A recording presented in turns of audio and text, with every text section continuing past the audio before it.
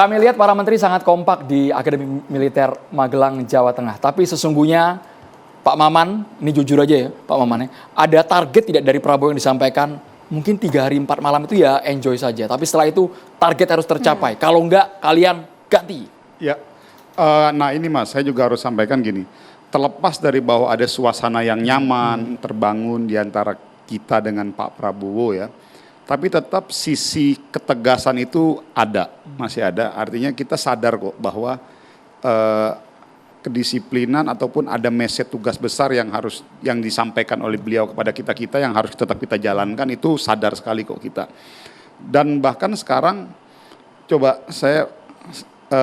beliau menyampaikan coba apa itu nggak membuat kita punya kepercayaan ya, bahwa apabila anak buah kita hujan-hujan, ya pemimpin juga harus ikut hujan-hujanan. Pemimpin itu harus berani berada pada tempat yang paling berbahaya. Itu kan memberikan sebuah stimulus adrenalin semangat bagi diri kita, Mas. Jadi sekarang saya punya rasa kepercayaan, trust yang sangat luar biasa kepada Presiden kita hari ini Pak Prabowo Subianto, bahwa dia punya genuine originalitas niat. Di usia beliau yang sudah cukup cukup matang, beliau udah nggak lagi mikirin apa-apa hari ini. Jadi beliau hari ini cuma menyampaikan, saya hanya ingin yang terbaik buat bangsa dan negara kita. Dan beliau sampaikan dan beliau buktikan dengan teladan loh. Pada saat parade senja itu, hujan-hujan itu, jangankan, coba bayangkan, beliau ikut turun itu. Hujan-hujan itu bersama-sama dengan adik-adik kita, peserta Akmil gitu. Jadi itu message yang langsung disampaikan beliau kepada kita. Dan insya Allah bagi saya yang mungkin hari ini salah satu menteri yang relatif paling muda gitu ya, bagi saya ini adalah sebuah bentuk pesan simbolis yang membuat saya sangat trust kepada pemimpin saya, dan itu harus saya telurkan ke bawah. Meskipun yang nyinyir ada aja Bang Maman. Kemarin ada yang bilang, wah jangan-jangan kegiatan di Magelang pakai APBN ini kan. Di era demokrasi seperti sekarang Mas, jangankan itu, kita berbuat baik aja, berbuat pahala saja, itu pasti ada pro dan kontra. Ada yang suka ataupun tidak suka. Jadi bagi saya, apabila ada pihak-pihak yang mungkin masih melihat ini dari sisi yang negatif, jadikan itu sebagai challenging dan tantangan aja. Jadi yang terpenting bagi saya, terima kasih Pak Prabowo. Pakai duit sendiri katanya. Apa? Pakai duit sendiri katanya. Ya saya nggak ngerti itu kalau jadi artinya bagi saya gini, saya mau sampaikan terima kasih Pak Prabowo, Anda adalah Presiden Republik Indonesia yang sudah memberikan contoh awal dan teladan yang luar biasa bagi kami pembantu beliau, dan bismillah kita akan jawab itu dengan kerja yang benar. Wow. Langsung akan dijawab dengan kerja yang benar. Saya langsung mau ke Pak Abdul Muti. Kalau kita lihat Bapak ini kan kemudian sudah banyak beban yang dilimpahkan oleh para orang tua. Kalau kita lihat kepada seorang Menteri Pendidikan Dasar dan juga Menengah di tengah kurikulum selama 10 tahun ini yang mungkin juga masih banyak catatan dirasa oleh para orang tua murid. Monggo silakan Pak. Ya, itu sebuah kepercayaan yang diberikan oleh Pak Prabowo kepada saya untuk memimpin Kementerian Pendidikan Dasar dan Menengah. Walaupun mungkin beban saya tidak seberat Mas Nadiem. Mas Nadiem kan sekarang kementerian dipecah jadi 3. Jadi, sekarang sudah jadi 3, jadi saya mengambil sepertiga dari bebannya Mas Nadiem. Tetapi yang saya kira disampaikan oleh masyarakat itu kami lihat sebagai sebuah aspirasi, dan kami berusaha untuk bagaimana bisa memberikan jawaban, tentu tidak tergesa-gesa. Karena semuanya harus dikaji secara seksama, karena ini menyangkut sesuatu yang sangat mendasar, dan Pak Prabowo juga berkali-kali menyampaikan bahwa kualitas sumber daya manusia dan kualitas pendidikan itu merupakan bagian penting dari usaha beliau untuk membangun bangsa Indonesia dan memiliki generasi emas di 2045. Karena itu saya berusaha untuk mendengar sebanyak mungkin, karena selama ini kan saya banyak ceramah. Jadi sekarang saatnya saya banyak mendengar, dan saya juga berusaha untuk memahami persoalan dari banyak sudut pandang. Karena baru saja dilantik, aspirasinya sudah banyak sekali. Dan aspirasi itu juga ada yang memang bernada positif, ada juga yang bernada kritik, tapi semuanya saya baca, semua saya cermati, dan merubah kebijakan suatu pendidikan atau membuat kebijakan itu juga tidak bisa dilakukan secara tergesa-gesa. Karena kita tidak ingin kebijakan yang diambil itu adalah kebijakan yang justru membuat pendidikan kita ini mundur. Haruslah kebijakan itu membuat pendidikan kita ini menjadi lebih baik. Soal pendidikan mundur Pak, ini banyak keluhan yang masuk ke redaksi kami Pak di TV One, dan video-video ini juga sudah viral Pak di media sosial. Banyak anak-anak yang, mohon maaf ya Pak ya, tidak bisa membaca jam analog. Nggak tahu singkatan PLN, nggak tahu singkatan MPR, DPR. Ya. Ditanya nama-nama menteri apalagi Pak? Iya. Disuruh Betul. baca nggak bisa Pak. Iya. Berhitung Gimana, pun Pak? juga Disuruh begitu. berhitung sulit. Apa yang Ya. salah menurut Pak Abdul Muti? Ya, tentu saja itu harus kita lihat secara sangat berhati-hati. Barangkali ini yang di video itu yang pas yang nggak bisa. Pas yang bisa tidak di video gitu. Jadi ini kan harus kita lihat secara seksama gitu. Jadi jangan digeneralisasi bahwa murid-murid kita ini seperti itu semua gitu. Jadi karena itu maka kita melihatnya harus secara utuh, secara komprehensif. Bahwa masih ada kelemahan dari sisi kemampuan literasi, ya membaca dan menulis, yaitu memang kita akui. Kan itu kan riset-risetnya banyak. Bahwa ada kelemahan kemampuan anak-anak kita dalam berhitung juga kita akui.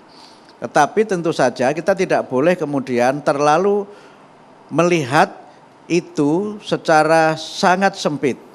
Harus kita lihat masalahnya apa. Akarnya di mana, bagaimana memperbaikinya. Karena itu memang ya seminggu jadi menteri ini rasanya sudah banyak sekali persoalan yang harus saya tangani gitu. Dari misalnya mohon maaf Ibu Supriyani, nah, itu kan kasusnya juga muncul. Kemudian itu baru selesai dilantik sudah ada kasus itu. Belanja masalahnya sudah banyak ya Pak ya? Iya, tapi juga bagi saya itu tantangan. Sehingga karena itu alhamdulillah kita sudah bisa memberikan jawaban. Walaupun perlahan-lahan tentu semuanya harus bertahap, semuanya harus kita kaji dengan seksama. Sehingga karena itu ya kepada teman-teman mahasiswa, para penonton TV One, kalau ada ide-ide silahkan disampaikan kepada kami. Bahkan juga kami terbuka untuk misalnya ya mendapatkan gagasan-gagasan yang mungkin out of the box. Karena kita juga perlu melihat persoalan ini tidak sebagai business as usual, tidak sebagai masalah yang biasa, dan kepada para insan pendidikan di Kementerian Pendidikan dan Menengah juga saya sampaikan, termasuk paradigma yang saya pakai untuk pelayanan di kementerian itu kan menjadikan kantor pendidikan dasar menengah itu sebagai rumah pendidikan dan pelayanan publik yang ramah. Ramah itu akronim dari responsif, kemudian yang kedua itu kita berusaha untuk akuntabel, kemudian M-nya itu melayani, A yang berikutnya itu adaptif, dan H-nya itu harmonis. Ya. Ini yang coba kita bangun sehingga birokrasi itu harus kita bangun tapi jangan birokratis. Dan saya berusaha menanamkan dalam diri saya, mungkin menjadi menteri itu elit, tetapi tidak boleh elitis. Dan ini yang coba saya lakukan untuk bisa berbaur dengan semuanya, bergaul dengan masyarakat. Yang oleh karena itu maka siapapun jangan takut menyampaikan kritik. Berarti Pak kebijakan zonasi apakah dihapuskan, dilanjutkan Itu Pak? pertanyaan publik. UN Pak diadakan lagi atau enggak Pak? Itu sedang kita pelajari. Saya rencananya minggu-minggu depan ini akan mengundang kepala dinas pendidikan seluruh Indonesia untuk menyampaikan masukan tentang zonasi, PPDB, dan berbagai penyelenggaraan pendidikan. Karena sekarang ini banyak hal dalam penyelenggaraan pendidikan itu memang dikelola bersama dengan pemerintah daerah, baik provinsi maupun kabupaten kota. Misalnya penyelenggaraan SLTA itu kan dengan pemerintah provinsi. Pendidikan dasar, prasekolah itu ada TK dan ada kelompok bermain, SD SMP itu dengan pemerintah kabupaten kota. Ini tidak bisa kita selenggarakan sendiri. Mungkin agak beda dengan Prof. Nazar yang top down. Nah kalau kami ini harus berbagi. Sehingga kami juga harus tahu bagaimana sesungguhnya situasi yang ada di lapangan. Dan kita semua juga tahu Indonesia ini juga sangat bervariasi. Masing-masing daerah itu juga punya tingkat ekonomi yang berbeda, punya kompleksitas masalah yang berbeda, sehingga tidak bisa masalah pendidikan Indonesia ini hanya dilihat dari Jakarta. Dan mohon maaf tidak bisa juga dilihat dengan hanya membaca buku atau membaca satu artikel di media massa. Karena kompleksitasnya sangat luar biasa. Dan saya mengalami betul ya, pengalaman saya di Muhammadiyah, di Majelis Pendidikan Dasar Menengah, di Muhammadiyah saja itu kompleksitas persoalannya juga luar biasa, apalagi Indonesia yang tidak hanya Muhammadiyah. Ada NU, ada Persis, ada teman-teman dari Katolik, dari Kristen, dari Taman Siswa, dan sebagainya. Itu harus kita lihat secara keseluruhan sebagai bagian dari tantangan persoalan pendidikan dasar dan menengah di Indonesia. Oke, termasuk juga keinginan dari seorang Prabowo Subianto yang menginginkan pelajaran matematika nampaknya harus diajarkan sejak TK, Pak, katanya, Pak. Betul. Ya, dan itu yang memang sudah kami terima langsung pesan oleh Pak Presiden. Tapi jangan dibayangkan pelajaran matematika untuk TK itu komputasi yang ngitung-ngitung itu saja. Itu dia. Orang tuanya udah pada pusing semua ini. Iya, tambah pusing. Dan saya pernah dalam sebuah kesempatan saya tanya mahasiswa yang di salah satu stasiun TV, saya tanya, kenapa Anda tidak ngambil jurusan X gitu. Kemudian dia bilang, di situ alhamdulillah Pak tidak ada matematika gitu. Jadi bagi dia matematika itu momok. Nah, mungkin ada yang perlu kita perbaiki dari sini. Tapi dari sisi keilmuan, kenapa Pak Prabowo menekankan itu? Matematika itu tidak hanya berkaitan dengan hitung-menghitung yang sifatnya komputasi, tetapi berkaitan dengan membangun logika, berpikir kritis, kebersamaan, mengkontekstualisasikan apa yang kita pelajari dengan realitas kehidupan. Termasuk yang juga ditekankan, jangan takut juga kemudian ketika nanti di TK ada matematika, karena kita tetap mengambil prinsip belajar di TK itu adalah bermain.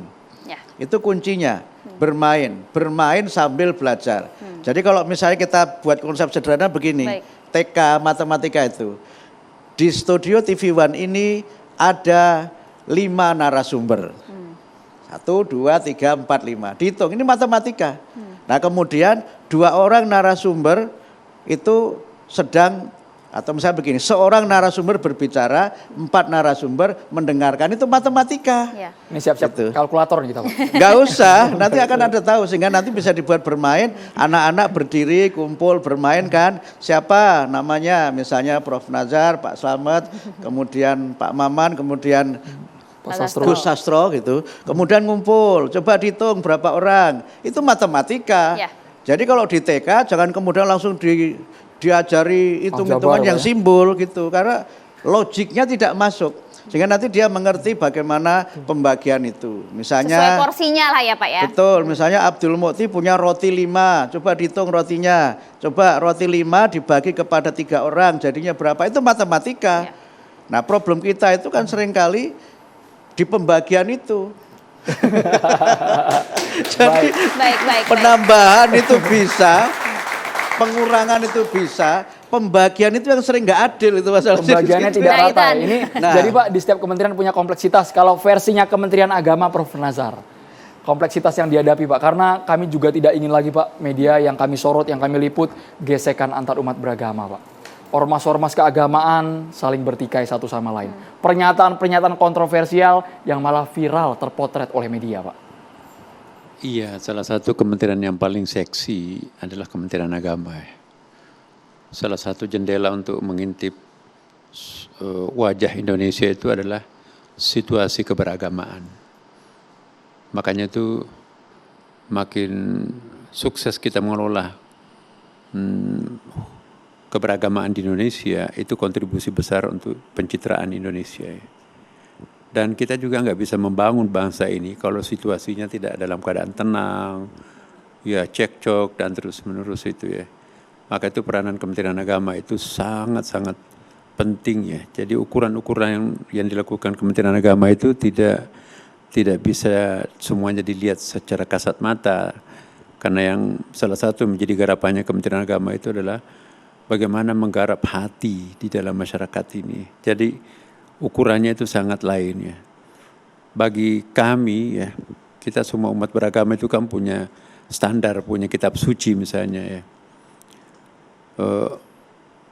makin berjarak masyarakat dengan ajaran agamanya, maka di situ ada kegagalan pembinaan umat. Tapi makin dekat antara masyarakat, antara umat dengan ajaran agamanya, maka itu ada sebuah keberhasilan pembinaan umat. Nah, jadi kriteria keberagaman itu tidak hanya diukur formalitasnya saja ya, tetapi apa message, apa filosofi pada ajaran agama-agama masing-masing dan apa yang kita terapkan. Jangan sampai nanti agamanya kemana, tapi umat beragamanya kemana ya kan. Jadi tidak boleh ada jarak sebetulnya antara ajaran agama dengan pemeluknya. Semakin berjarak pemeluk dengan ajaran agama, maka itu ada masalah. Nah, tantangan kami di Kementerian Agama, bagaimana menciptakan jarak yang lebih dekat dan dekat lagi, akhirnya bisa menyatu antara ajaran agama dengan pemeluknya. Nah, Kementerian Agama sekarang ini lebih langsing ya. Lebih, ya itu ada hikmahnya ya. Kami ingin sampaikan juga kepada para pemirsa TV One ya. Mungkin Kementerian Agama inilah yang paling banyak mengalami proses profesionalisasi ya, untuk tidak menyebut pemilahan ya. Sekurang-kurangnya 7,5 Kementerian Agama itu mengalami perubahan. Dulu peradilan agama itu berada all in di dalam Kementerian Agama. Kemudian dipisahkan, peradilan agama pindah ke Mahkamah Agung. Ya. Jadi yang ada Kementerian Agama nikah dan rujuknya, tetapi talaknya, perceraiannya itu larinya ke Mahkamah Agung. Peradilan agama di situ kan. Kemudian dulu Kementerian Agama juga mengelola secara all in zakat. Sekarang sudah menjadi Basnas. Sama juga dengan wakaf, dulu juga di dalam Kementerian Agama, sekarang menjadi BWI, Badan Wakaf Indonesia. Kita dulu juga punya Litbang, ya Litbang Kementerian Agama, sekarang ini masuk ke BRIN. Ya, tidak lagi di dalam payung Kementerian Agama. Nah, terakhir ini haji, ya umrah, tadinya di dalam rangkulan Kementerian Agama, sekarang ini menjadi badan tersendiri, diurus oleh badan itu setingkat dengan menteri. Nah, kemudian selanjutnya jaminan produk halal itu juga sepenuhnya dalam Kementerian Agama selama ini. Sekarang menjadi badan tersendiri yang dipimpin oleh seorang kepala badan yang setingkat dengan menteri. Nah, sekarang dunia pendidikan yang diurus Kementerian Agama itu juga masih terbagi dua, sudah terbagi dua ya. Ya, urusan pendidikan umumnya, ya disiplin ilmu umum ya, seperti program studi umum itu dibawa koordinasi Kemendikbud dan Ristek ya Pak. Jadi yang di Kementerian Agama itu adalah kebimasan, Bimas Islam, Bimas Kristen, Bimas Katolik, Bimas Hindu, Buddha, dan Konghucu, ditambah dengan pondok pesantren. Jadi hanya itu. Jadi ini semakin langsing. Dengan demikian Kementerian Agama itu bisa melakukan manuver-manuver yang lebih, insya Allah bisa lebih profesional, tidak terlalu gemuk seperti dahulu ya. Nah, karena sudah terkurangi bebannya dengan adanya kemandirian dari lembaga-lembaga yang memang menurut hemat saya memang perlu dikonsentrasikan pengurusannya, tidak di dalam satu umbrella dan di situ semuanya akan diurus. Seperti haji ya, itu energi yang dikeluarkan untuk mengurus haji di Kementerian Agama itu mungkin sekitar 50%, padahal banyak tugas lain di Kementerian Agama itu. Dengan terpisahnya haji dan umrah nanti ke depan, maka haji akan diurus secara profesional. Lebih fokus dan iya, Kementerian Agama pun juga dengan bimas-bimasnya itu pun juga bisa diurus secara profesional. Jadi ini saya kira kita harus melihat dari sisi positifnya, mungkin juga bisa dilihat dari aspek-aspek yang lain ya kan. Tetapi poin yang saya ingin saya sampaikan pada kesempatan ini, karena Kementerian Agama ini adalah sebuah Kementerian Agama yang sangat tua ya, sejak awal kementerian ini, dan itu organisasinya itu menggurita sampai ke tingkat kecamatan dengan adanya KUA ya kan. Ya, satu-satunya kementerian yang mungkin seperti Kementerian Agama ini. Kita punya Kanwil Kementerian Agama di setiap provinsi, kita punya kantor Kandepak ya di setiap kabupaten dan kota madya sampai ke tingkat kecamatan ada KUA. Ya. Jadi gurita Kementerian Agama itu betul-betul sampai ke masyarakat lapis bawah ya. Dan itu semuanya tanggung jawab kami. Dan perlu juga saya sampaikan ya bahwa program Kementerian Agama itu oleh Bapak Presiden itu mendapatkan sangat banyak ya. Mungkin waktu kami diwawancarai kemarin itu mungkin teman-teman yang lain ada yang 3 menit, ada 5 menit. Saya sampai hampir 1 jam ya. Wow. Karena kami diskusi bahwa beliau juga minta penjelasan kira-kira nanti obsesinya ke depan seperti apa ya. Saya sampaikan bahwa ada nilai jual tersendiri yang belum pernah terjual ke luar negeri, potensi Indonesia ini. Apa itu Pak Nasar? Saya bilang, kita salah satu negara yang paling besar, paling plural, tetapi juga adalah paling stabil dari segi politiknya, insya Allah juga dengan segala catatannya juga perekonomiannya, dibanding dengan misalnya negara-negara lain termasuk negara Islam. Nah, kita adalah umat Islam dulu terbesar, sekarang nomor 2 setelah Pakistan ya. Dan ini belum pernah dipromosikan, padahal kita ini adalah kontributor paling bagus untuk diperkenalkan yang paling stabil dari sudut pandang pola hidup beragamanya yang sangat toleransi ya kan. Dan banyak sekali kami terima tokoh-tokoh atau pemimpin negara dari luar datang ingin mendapatkan pelajaran bagaimana menciptakan suatu organisasi besar negara Indonesia ini, umat beragamanya begitu banyak dan kulturnya begitu rumit, ramai, dan juga luas wilayahnya begitu banyak, bahkan pulau-pulaunya juga begitu banyak, tapi kok bisa kompak. Dan itu Ya, merupakan potensi potensi itu ya. yang harusnya kita dukung, kita dorong. Nanti kita akan libatkan Pak Slamet Ginting dan juga Gus Sastro. Ada mungkin catatan dari kemarin pembekalan di Magelang. Sesaat lagi kita harus kembali. Bisa jadi berikut ini hanya di catatan dan